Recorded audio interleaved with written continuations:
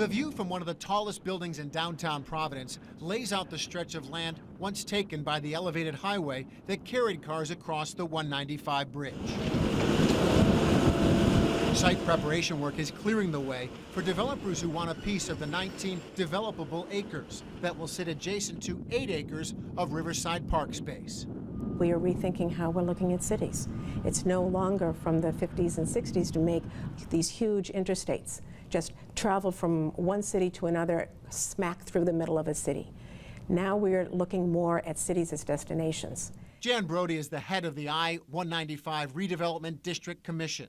She points out moving the highway was the third major redevelopment project for Providence. It followed moving train tracks to improve Amtrak service and daylighting the river to make it more attractive. All of that led up to, all right, this highway was being thought of. It also bifurcates the city, just like your Highway 81 does. And once we moved the river, moved the railroad tracks, didn't move the river, daylighted the river, it opened up a beautiful gem of a city that was now cut in half or cut in thirds by this highway. Even as Providence struggles to grow its overall economy, a noontime visit reveals vitality and great potential. While park space and a pedestrian bridge will be part of the new plans, people here want real jobs and tax-generating business in this area that could link the community together again. What is development of the future? How do we market this land so that it appeals to the new employee and the growing, expanding companies? Live, work, play is the buzzword.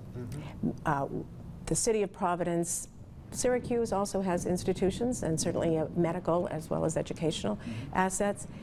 Providence has that in spades, and so promote that. How do we capture our students and keep them here? Downtown Providence already utilizes its waterway for people to live, work, and play in this community. But the added real estate that became available when they tore down the interstate, well, it should complement that process in the years to come. The commission has already worked for 3 years to get clear title and a blanket environmental permit for developers to begin. They're 2 more years away from shovels in the ground, but they have set the table for developers. By having a commission, you only go to one authority. You don't have to go to multiple agencies, one authority, and we have zoning and planning authority to say, yes, we want your project, or no, we don't want yours. Brody's background as a developer made her familiar with the economic challenges Syracuse faces that are similar to Providence.